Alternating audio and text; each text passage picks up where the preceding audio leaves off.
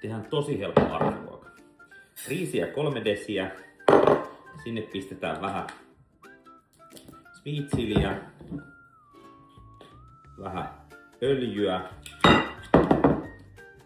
ketsuppia tai tomaattipyrettä, ihan mitä haluaa. No ruokalusikallisia suurin piirtein.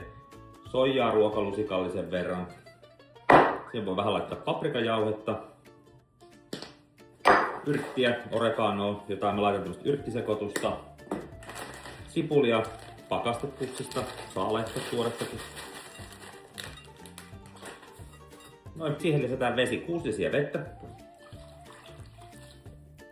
Sitten vähän sekoitetaan sitä, mausteet sekaisin siitä.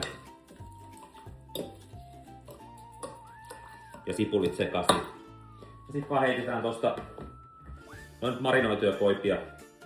Niissäkin tulee vielä vähän makua.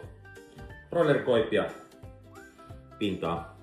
Tässä nyt on periaatteessa riisiä niin paljon, että tähän voisi laittaa 6 koipea ja siitä riittäisi varmaan kaikille, mutta nyt 3.